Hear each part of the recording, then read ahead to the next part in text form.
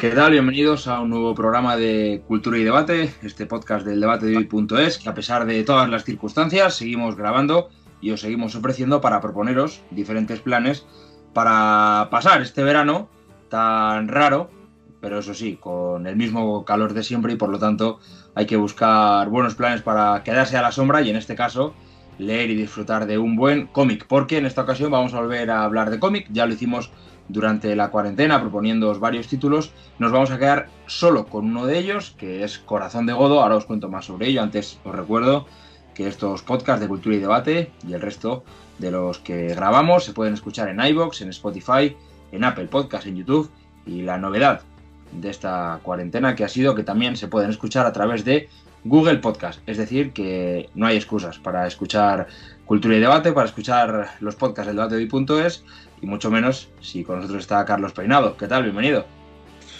Hola, buenas. Muchas gracias por invitarme.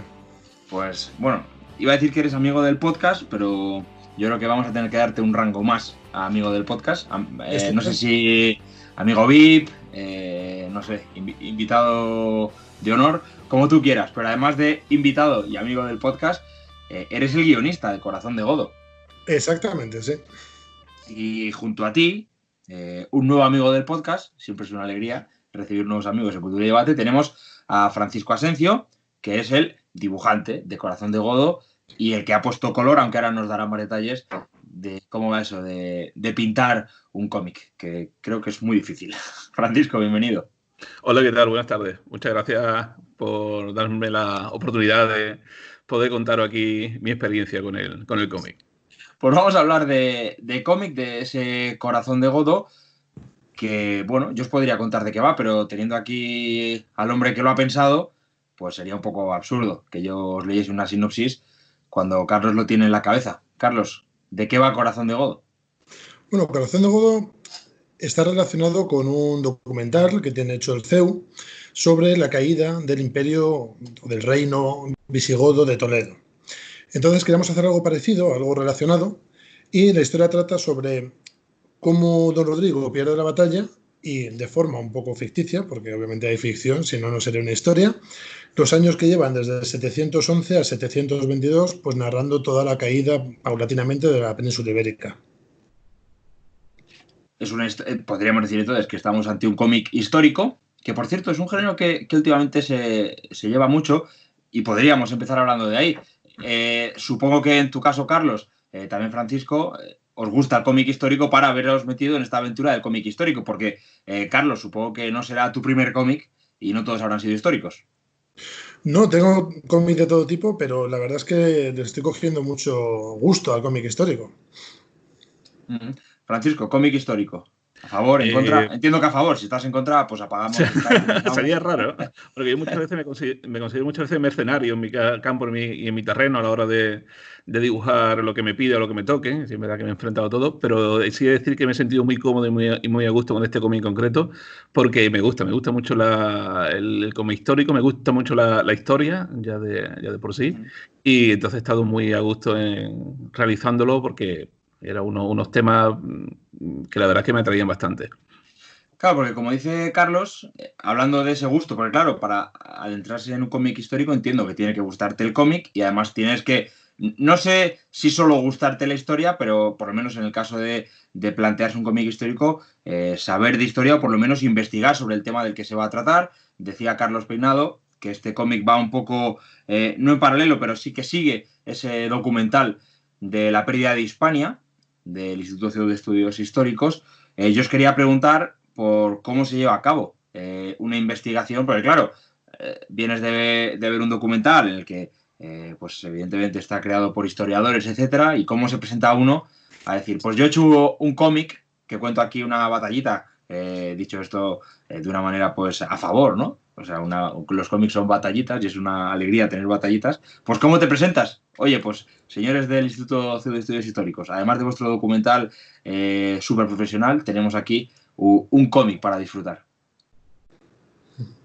Bueno, empiezo yo, si no te importa. Adelante. Por ejemplo, yo tengo que agradecer primero a Luis Togores por hacerme llegar ese documental, que lo hizo súper rápido, y también a Raúl Catalán, que ha sido una persona que me ha ayudado mucho y que de hecho le pido disculpas porque todavía no tiene el cómic, pero le llegará. Porque no he podido ponerme en contacto con el tema del coronavirus con él para tomarme un café, agradecerle en persona toda la documentación que me pasó y bueno, y darle un cómic pues dedicado para que lo disfrute. Espero. Pues claro, entiendo que como guionista tienes que tener una parte de investigación, pero a la hora de dibujarlo, nivel, pues supongo que ropaje, supongo que incluso armas, también requiere un estudio en profundidad. Sí, Sí, Francisco. ahora yo, vale. Pues sí, la verdad es que hombre, también tengo que reconocer que Carlos me lo puso muy fácil porque era un guión muy descriptivo, ayudaba mucho a marcar las pautas de lo que era físicamente los personajes, ambientación. Me pasó una documentación bastante extensa que yo luego ya fui un poco completando por mi cuenta. Antes recurríamos a los libros, hoy día pues recurrimos a las redes a buscar todo tipo de imagen, documentación, algún documental que me vi también por YouTube, de un poco del tema, porque sí es cierto que, bueno, aunque conocía parte de la historia, parte de lo que se narraba y se contaba en el cómic, pero claro, a mí me gusta enriquecerlo con más detalle, incluso detalles pequeños, como puede ser cuando se describía una casa de la época o el interior de... Entonces, claro, son cosas que a lo mejor no lo tienes en mente o no sabes. Entonces tienes que recurrir a documentarte para ese tipo de aspectos, ese tipo de detalles, el color de las ropas, cómo eran las ciudades que se describen en esa época, un poco el tipo de vegetación, cositas que así un poco que igual no están ahí, tienen que ser lo suficientemente sutiles para que la narración sea agradable, pero que son cosas que están pensadas y están trabajadas cada una en el detalle y en el momento. Ya digo, insisto, y además que eso, me lo pusieron muy fácil porque me dieron mucha documentación y sobre todo eso, una descripción, una idea muy clara, una línea narrativa bastante fluida y eso me ha ayudado bastante a plasmarlo luego en el papel, esa historia. Pues Corazón de Godo trata de la caída del reino visigodo de Toledo. Entiendo que la ciudad de Toledo se podrá ver en ese cómic en todo su esplendor visigodo, ¿o no?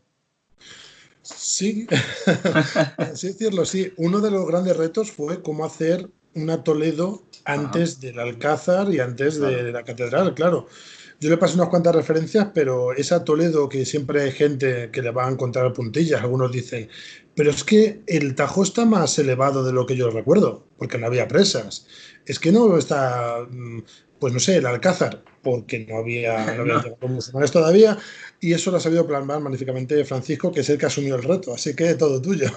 Sí, porque además es un Toledo antes del Alcázar, antes de la catedral, incluso antes de todos los restos judíos y musulmanes. Es que estamos hablando de un Toledo no prehistórico, pero casi ajeno a todo lo que conocemos. Ahora, cuando vamos al Parador a ver Toledo desde arriba, como lo dibujó el Greco. Sí, le digo, eso son cosas que siempre, cada vez que visito una ciudad o incluso mi misma ciudad, muchas veces me gusta mucho el imaginarme cómo eran las cosas antes, cómo en los tiempos cuando se narraba algún acontecimiento, algún momento o algo, el saber y el pensar que, claro, estás viendo a lo mejor algo tan como puede ser un escalón o un tipo de reja en la ventana y tal, y piensas que eso antes no estaba ahí. O sea, tienes que un poco que abstraerte y saber situarte en todo el peso de la historia que ha ido forjando durante tanto tiempo y cambiando el aspecto de todos los lugares que hoy día conocemos. Entonces, en ese caso, pues claro, en el caso de Toledo, pues tenía que irme a un Toledo medieval, un Toledo muy, muy rústico y bueno, y que a su vez fuera un poco el campo de batalla donde se desarrollaba la historia. Quizás a lo mejor no esté descrito hasta el mínimo detalle porque no aparecen grandes calles, no aparecen grandes... Porque las escenas en Toledo son un poco más de noche, oscuras y tal, pero que por lo menos se identificara esa esencia de lo que tendría que haber sido esa ciudad en su época. O al menos lo he intentado, espero haberlo conseguido y que se haya logrado transmitir esa sensación. A mí me gustaría hablar también, es un tema para poder hablar entre los tres, o entre los dos en este caso, de la propia historia de Corazón de Godo y especialmente de esa espada que marca un poco, que entiendo que esa es la parte más ficticia, ¿no? Esa espada que guarda en sí todo el espíritu de lo visigodo, ¿no? Y que se tiene que salvar, entiendo, de la invasión musulmana que en el momento en el que se desarrolla este cómic se está produciendo y ya no se puede frenar, y más después de la derrota, ¿no? En la batalla de Guadalete. Bueno, la parte de la espada, que es parte de ficción pura y dura, obviamente, igual que los personajes principales, aunque está en íntimo conocimiento con gente como Pelayo o gente como Don Rodrigo. Es una ficción, la idea es hacer una espada que supuestamente fue la que llevó a Alarico cuando pues, pasó de Italia para intentar conquistar y llegó a la península ibérica, que de ahí también pueden salir 2 o 3 cómics. Entonces la idea es que quien tenga esa espada es como el digno sucesor del rey, porque los reyes no eran por aquel entonces por herencia, sino que se escogía y eso permitió muchos asesinatos y golpes de mano.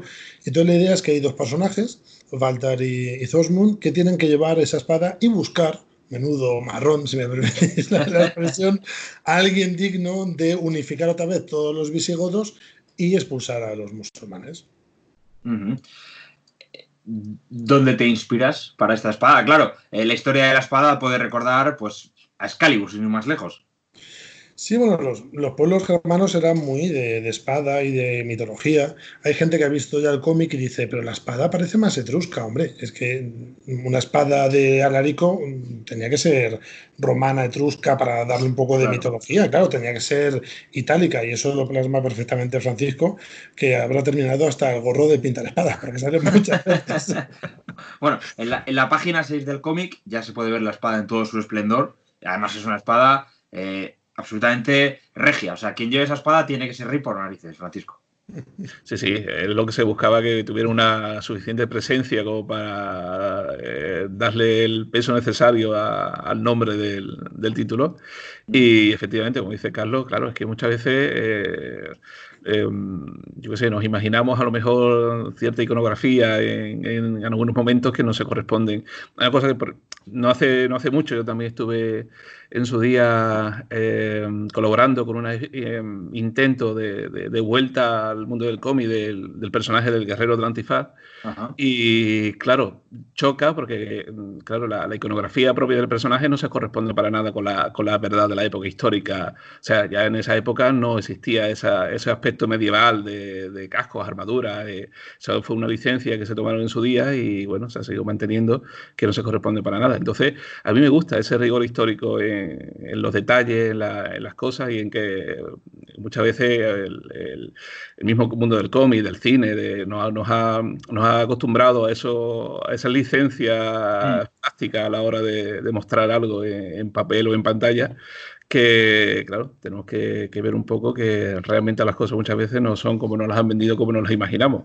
Claro, quizá ahí la clave esté en dejar bien claro al lector, al espectador, que hay mucha licencia, porque es verdad que lo que decías tú, ¿no? Hay grandes ejemplos de libros, de películas, de cómics, en los que son todo licencia, que son muy buenos a nivel cómic, pero que quizá no tendríamos que tratar como un cómic o una novela gráfica histórica, ¿no, Carlos? Que habría que hablar de otro género. Y luego, lo que sea una novela histórica, con su estudio, con su análisis, por mucho que después tenga una historia ficticia detrás, sí que debería tener una categoría especial. No sé si estáis a favor de esa división que acabo de crear. Sí, yo siempre digo lo mismo. Cuando te encuentras con alguien que te dice el Julio César de Asterix era emperador, pero no lo era en la realidad. Igual que los legionarios no llevaban ese tipo de ropa porque iban de bronce. Pero bueno, el caso es que nosotros hemos intentado ser bastante rigurosos históricamente, pero no en la historia. Es decir, en la historia, si bien es cierto que hablamos de ciertos hitos, algunos reales, otros parte de la leyenda, por ejemplo, el enterramiento de la mesa de Salomón, que en teoría estaba en Toledo y desapareció, y es un mito medieval que nos ha encontrado y nosotros les hemos puesto a los personajes enterrando la mesa de Salomón. Igual que Tesoro de Guarrazar, que a ver, obviamente nunca se va a encontrar la mesa de Salomón, pero si se llegase a encontrar, seguramente dirían que Francisco Asencio y Carlos Peinado han sido pioneros. Señalaron el lugar. Ha sido una licencia pura y dura. No, me parece muy bien. Oye, me gustaría hablar a un nivel más técnico, más allá de la historia que cuenta en Corazón de Godo, de cómo se elabora un cómic. Es verdad que no creo que haya, bueno, yo creo que quizá no hay un niño que no haya empezado a leer un cómic. Las primeras lecturas suelen ser cómics. Ya hablábamos, acuérdate, Carlos, en plena pandemia de Mortadelo y Filemón, etcétera. Pero yo creo que es muy difícil hacer un cómic. Por un lado, el guionista, el conseguir condensar en apenas unas viñetas una gran historia, y siempre a través de diálogos, porque los apartes son mínimos, y a la hora de dibujarlo, conseguir dibujar una historia, conseguir que el lector casi pueda ver una película con viñetas estáticas, me parece igual de complejo. Francisco, ¿cómo es la labor de crear un cómic? Viñeta a viñeta, los colores, cómo se elige, cómo se elige cada gesto, porque entiendo que el gesto tiene que ser el detalle del gesto, porque un gesto cambiado cambia la historia. Totalmente. Yo, vamos, depende mucho. Por ejemplo, en este caso, mi parte ha sido la parte gráfica. Entonces, sí es verdad que he partido he tenido como base un guión bastante bueno, bastante potente, que, como he dicho antes, muy descriptivo, con una narrativa bastante fluida, que eso me ha facilitado mucho la cosa. Que yo alguna vez he encontrado otros trabajos también, concretamente otro que hice de temática histórica, que me daban unos tochos de texto que no sabía dónde meterlo, que se me derramaban por los laterales de la página, que era infumable todo aquello. Y sin embargo aquí he estado súper a gusto porque se nota mucho cuando la persona que escribe un guión de cómic sabe de cómic, le gusta el cómic y entiende el medio. Y como suelen decir, un buen cómic es aquel en el que el texto no te repite lo mismo que te hace el dibujo, y el dibujo es un apoyo al texto que tiene. Entonces es esa simbiosis entre texto y dibujo es lo que pienso que hace que un cómic funcione. Y en este caso, ya digo, por la parte narrativa he tenido una buena base, y luego pues la verdad es que, ya digo, yo pienso que se ha notado, porque de hecho creo que Carlos no lo puede decir, que hemos tenido pocas correcciones a lo que iba planteando desde un principio, señal de que he entendido bien el texto que me iban pasando. Hemos tenido una buena simbiosis en ese aspecto a la hora de poder entendernos bien y trabajar.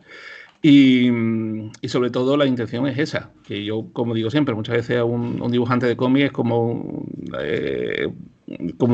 a su vez es el director de cine, bueno, en cierto modo, ¿no? Es casi director de cine, es el director de maquillaje, es el que pone los escenarios, el director de dirección de actores, es un poco el que tiene que hacer todo eso como si fuera buscando la analogía con el mundo del cine. Entonces, yo creo que en ese aspecto creo que lo hemos conseguido, y sobre todo que lo he disfrutado mucho haciéndolo, porque eso, me partía de una base bastante buena, bastante descriptiva, y que yo creo que hemos logrado darle el suficiente carisma a los personajes principales, que es lo que muchas veces hace que la historia también funcione, que te pueda encariñar, que pueda sufrir, que pueda emocionarte con los personajes con los que estás leyendo, que puedan transmitir, que ellos te puedan transmitir la historia que se narra.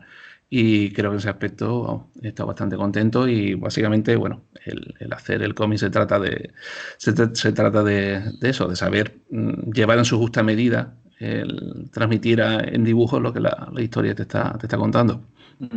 Hay una cosa que nada más empezar ya me llama la atención, que es como el rey, cuando está vestido de guerrero, es más grande. O sea, tiene todo el ardor guerrero de la batalla, ¿no? En la primera escena encontramos a un rey prácticamente desnudo, que acaba de saltar de la cama, pero un poco más adelante lo tenemos sobre su caballo, y es que parece otro personaje.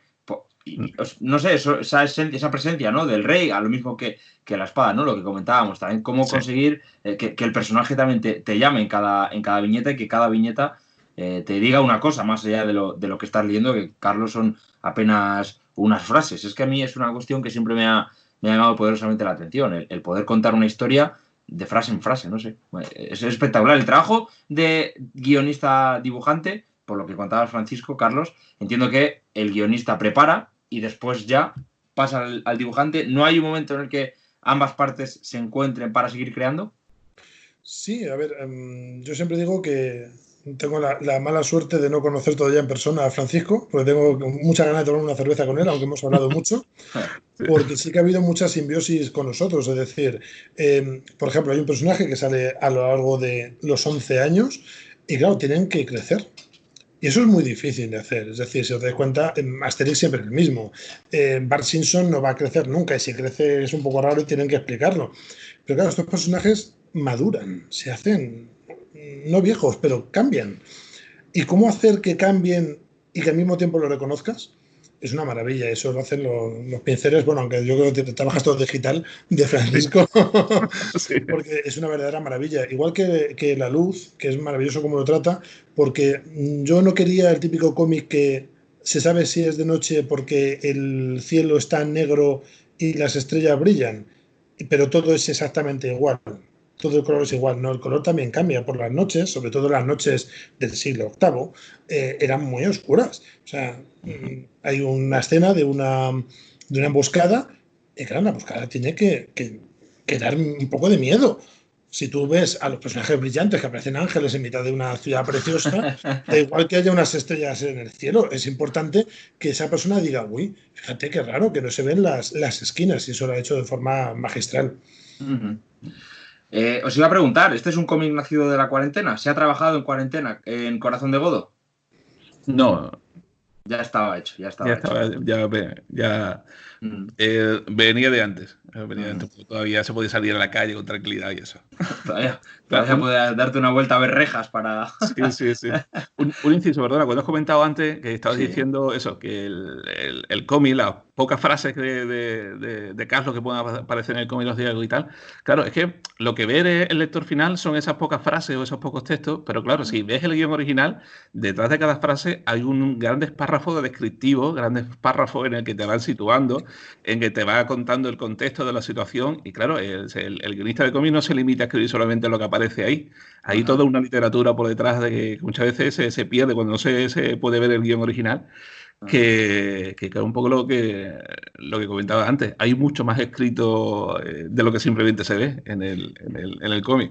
Y eso es un Eh, trabajo que tiene su labor y su esfuerzo. Vosotros que sois gente del mundo del cómic, ¿eso tiene valor? Me refiero, valor lo tiene, es decir, un valor evidente a la hora del trabajo, pero me refiero, si voy al Comic Con de donde sea, ¿me puedo encontrar un guión real de un cómic? ¿Eso realmente está abierto al público o queda como algo entre guionista-dibujante?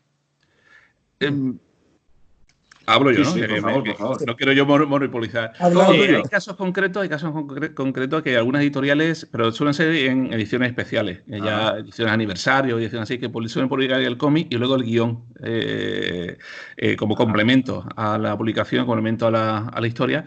Pero sí es verdad que de entrada es difícil, no se suele tener acceso a esa parte importante del proceso creativo del cómic. Es algo que ya suele salir eso, cuando un cómic ya se ha consagrado, cuando ya Claro. tiene cierto bagaje. Entonces sí, se suele publicar un poco más un poco como casi como anécdota o como Sí, sí. elemento más de Para coleccionistas. comentario.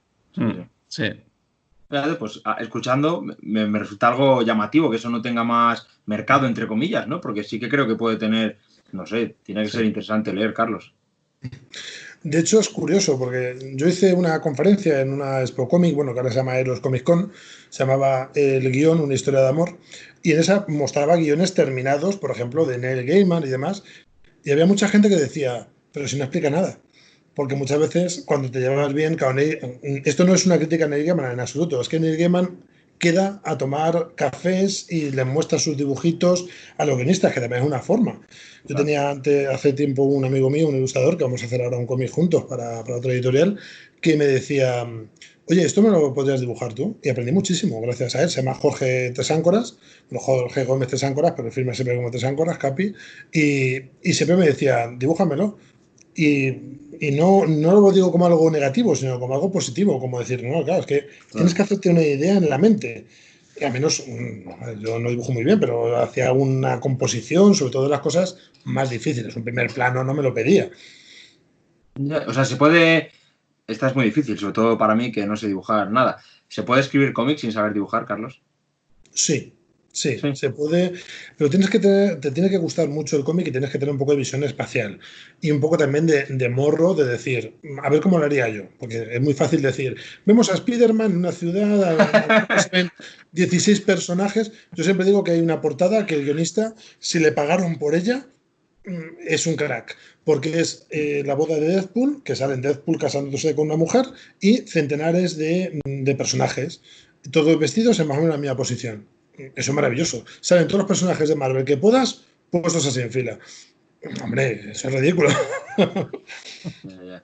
Vale, o sea que me dedico mejor a la novela o a otra cosa porque veo que esto va a ser muy difícil. Vale, entiendo que para dibujar cómic tienes que ser un amante de los cómics a un nivel estratosférico, Francisco. No sé si preguntarte por referencias, por gustos. Yo la verdad es que he leído cómics desde siempre, desde pequeño. Yo siempre he dicho que yo aprendí historia con Asterix y geografía con Tintín. Han sido mi referencia de base, luego por supuesto Mortadelo y tal. Y luego vas descubriendo un poco, luego pasé los cómics de Speed, Will Eisner, el 1984, un poco toda la era de oro del mundo del cómic en los años 80, cuando se publicaba muchísimo, había una oferta amplísima de cómics, de estilos, de todo. Y soy muy ecléctico en ese aspecto. Yo ya digo, todo. Yo pienso que de todo cómic se puede sacar algo, se puede aprender algo, ya sea una narrativa en una secuencia, un plano, una página, el trazo, la forma de dar color, la tinta, de todo. Yo pienso que de todo se puede aprender. Y bueno, no cito, o sea, no me gusta citar referencias porque digo, es que algunos se me va a quedar fuera. Porque Si te pregunto Marvel o DC, no me vas a contestar. he leído, vamos, empecé leyendo DC cuando aquí en España se lo publicaba, se traían las publicaciones de Editorial Nóvaro, que era la editorial mexicana que empezó a traer DC aquí en España hace ya muchísimos años, con unas traducciones horribles. Y luego pasé a Spider-Man, que digo, es lo típico de cuando eres pequeño, ¿no? Empecé leyendo Superman, que es lo que había, lo que llegaba de Novaro, luego Spider-Man, y no tengo una preferencia especial, la verdad. O sea, en ese aspecto, sí es verdad sí es verdad que Marvel es más conocida porque ha tenido una mayor fluidez de publicación aquí en España, no por otra cosa, y DC ha sido un poco más maltratada por las editoriales y entonces a lo mejor tiene un poco de ese. Pero bueno, que de todas hay algo bueno. Perdona, dime, Carlos. No, como es profesor, levanta la mano. sí, Está muy bien. exactamente. Oye, yo creo que puedo aquí hablar. Clases online, tú levantas la mano. Y una de las cosas que siempre me llama la atención es eso, ¿no? Que muchas veces la gente coge un cómic, se lo lee a lo mejor una tarde. Tengo un amigo que me dice, ay, me encanta tu cómic porque en una tarde me lo he leído y me ha gustado mucho. Y digo yo, y la de centenares de horas que hay detrás, no solamente del guionista, del ilustrador, del rotulista, que en este caso también ha sido Francisco, que siempre se nos olvida, de, por ejemplo, Mar, que fue la que nos hizo la corrección, de la gente que está traduciéndolo al francés, al alemán, y dirán, al inglés no, al inglés yo lo estoy traduciendo, así que no hay problema. Y también toda la gente que ha apostado por ello. O sea, esto empezó hace un montón de tiempo. Yo puedo decir que es casi navideño, porque todas las navidades ha estado el pobre Francisco haciendo dibujos un montón de horas diarias. Pero es que esto empezó hace más de 2 años, comiendo en Talavera con Alfonso Bullón de Mendoza, que fue el primero que apostó, que dijo, oye, ¿se puede hacer un cómic histórico? Fue el primero que tuvo la idea y dijo, oye, ¿por qué no hacemos algo ahí? Y toda esa gente que ha estado detrás, con la financiación, toda la gente que me ha rodeado, que somos 15, los que hemos montado la editorial Eremite. O sea, toda esa gente, es que la gente no sabe ni que existe y están ahí y están apoyándote y trabajando. Por supuesto, luego las mieles nos las damos Francisco y yo, pero es un poco triste que el trabajo de tantas personas durante varios años, literalmente, porque Francisco fue escogido hace años y hemos estado en una temporada hasta que pudimos financiarlo y demás, gracias al Instituto CEO de Estudios Históricos, obviamente, que lo financió, pero claro, todo eso lleva un tiempo. Rafa Cano haciendo los contratos, Fernando Picón trabajando, Judith haciendo toda la página web y tal, todo ese tipo de cosas. Parece que no, pero está ahí. Y a muchos que no he citado y seguramente han colaborado. Por ejemplo, me gustaría que dijeses quién te ha ayudado con el color, que seguro que es un colega. Es verdad. Mil veces. Sí, con el color me queda bastante contento del resultado porque un poco lo que tú decías antes, a mí me gusta mucho crear atmósfera. Cuando estás en... que no sea, como bien decía, una sucesión de colores planos que se van repitiendo a lo largo de la secuencia y las que no hay. A mí me gusta mucho que los colores vayan variando, vayan cambiando según las circunstancias. Hay varias escenas nocturnas que no todas están enfocadas de la misma manera. No todos los colores de noche son iguales. He intentado que aunque sean escenas de noche y tal, pero que no hay una noche donde se puede tirar a tonos malva, una noche se puede tirar a tonos azules, a tonos naranja porque hay el reflejo de una hoguera, cosas así que me gusta que un poco ayuden a darle a atmósfera a la situación. Entonces, como me vi un poco apuro de tiempo, eché mano de un buen compañero, Juan José Domínguez, J, como firma él, y yo, bueno, marqué un poco las pautas de color en algunos casos, en otros casos él directamente partiendo de cero ya coloreaba la página y me ha echado un cable tremendo porque sobre todo para cumplir con la fecha de entrega me estaba viendo un poquito apurado y él que también es un dibujante extraordinario, también en su línea y en su estilo, pues ya digo, se lo tengo que agradecer porque a mi gusto me ha encantado el resultado como le ha quedado, sobre todo por eso, por cómo ha sabido darle vida a los dibujos y situarlo dentro de cada momento y de cada situación, que eso yo creo pienso también ayuda mucho a que te pueda introducir en la atmósfera de lo que estás viendo. Carlos, nos decías que han sido 2 años, seguramente más, de trabajo. Ya has dicho, además me ha salvado porque yo iba a decir editorial Eremite, pero ahora ya sé que es editorial Eremite. Bueno, pero porque me sale en inglés. No, pues está bien. O sea, no, bien, porque suele pasarme en estos podcasts que digo las cosas en un castellanizador. Editorial Eremite, que se escribe Eremite, y así digo las dos cosas, y queda mucho mejor. No ha sido un cómic creado durante la cuarentena, pero sí que ha nacido en plena cuarentena, pero seguro que nos cuentas en un momento cómo podemos conseguir Corazón de Godó. Bueno, de muchas formas. Primero, obviamente, el Instituto CEO de Estudios Históricos tiene unos cuantos ejemplares, bueno, varios ejemplares que va a distribuir de forma seguramente en el CEU y demás. También se puede comprar en la tienda ahora mismo, porque de hecho además hay en stock, invasiontalavera.es, todo junto, Invasión Talavera. Es en inglés, así que no hay tildes, ¿vale? Y Talavera con V, porque hay gente que no tiene la suerte de vivir en la meseta y no lo sabe. Invasión Talavera es en inglés. ¿Cómo es Invasión Talavera en inglés, Carlos? Es Invasion Talavera. Invasion Talavera. Sí, por lo visto era un juego y por eso se llamaba así, porque era una franquicia y demás. Lo explicó en un podcast que tuve la suerte de estar también con Carlos, que es el regente de la tienda, que haríamos nosotros en las tiendas de cómics, y ahí se puede comprar. Y esperemos que cuando Amazon quiera, porque va a su ritmo, también se pueda comprar en Amazon, tanto en castellano como en otros idiomas. Bueno, ya has comentado que alemán, francés e inglés. Sí. Bien, pues ahora solo me queda preguntarte, porque has dejado caer en algún momento de este podcast que esta historia daría para 2 o 3 cómics más. No sé si era una exclusiva, una primicia que nos quieres dar. Ojalá. Yo sé que a Javier Morillas le haríamos muy feliz porque le encanta ese tema. Y la verdad es que yo siempre digo que los visigodos, porque el primer cómic así que hemos hecho con una editorial, que es en parte mía, es sobre los visigodos, porque es el gran desconocido de nuestra historia. Nosotros, cuando la gente, todo el mundo te dice, nosotros venimos de los griegos y de los romanos. Sí, pero también de los visigodos, y parte de los musulmanes, y parte de los reinos cristianos que vienen después. Venimos de muchas fuentes y los visigodos es casi como una lista, que ahora hay un anuncio horrible que te lo ponen como la lista de visigodos, es lo único que se sabe de ellos. Pues mira qué triste, ¿eh? Porque además se hicieron un renacimiento cultural bastante curioso. Y su forma de escoger el rey, al principio, sobre papel, era muy buena. Vamos a escoger un noble que sea un tío muy majo y que sepa muchas cosas. Lo que pasa es que, claro, luego la gente se mataban entre ellos y se les fue un poco de madre. Me fallaba un poco. Ya. Entonces, entiendo que esta editorial Eremite tiene futuro, tiene un buen futuro, y para tener futuro tiene que tener proyectos, que también nos vas a contar ahora aquí en exclusiva. Francisco, ¿te animas? Porque Francisco está también metido en otro proyecto que está a puntito. Por favor. Bueno, que no sé hasta qué punto puedo hablar, puedo no contar, no sé si Muy poco, que es casi secreto. Vale, vale. No sé si en ese caso te lo dejo a ti, te devuelvo la...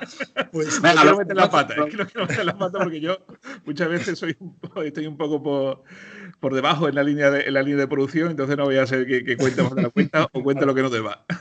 Pues hay otro proyecto de pandemia, ese sí ha sido de pandemia, porque de hecho no empezamos a trabajar hasta que estábamos ya recluidos, que bueno, que tiene que ver es una historia íntima, es diferente, no es algo histórico, la protagonista es una adolescente. Y bueno, es una historia muy bonita, que la verdad es que también ha dibujado Francisco y ha coloreado Juan Álvarez, que es otro grande de la ilustración aquí en España y muy poco reconocido, lamentablemente, porque también es joven y está empezando. Y la verdad es que yo estoy muy contento con el resultado y esperemos que mañana o pasado vaya a imprenta. No se puede decir. Y no puedo decir más. ¿No se Yo puede lo decir único que puedo decir es que es verdad, perdona, que es un cambio de registro total. En cuanto que es al tipo de historia, un cambio de registro totalmente diferente, una historia mucho más costumbrista, dejando un poco de lado el tema histórico. Y yo creo que, vamos, para que se vea un poco lo que es la validez y la profesionalidad como guionista a la hora de afrontar proyectos tan diferentes. O sea, dos historias totalmente opuestas en planteamiento, cada una en su campo perfectamente válida. Una historia con la que también he tenido mucho feeling con los personajes, con lo que se cuenta, por cuanto que eso, al hacer algo más íntimo, todavía los personajes deben de transmitir más aún. Y yo creo que, vamos, en lo que es la parte de guión, yo creo que pienso que he sido capaz de llegar a conseguirlo, el transmitir todas esas sensaciones que la historia nos quiere contar.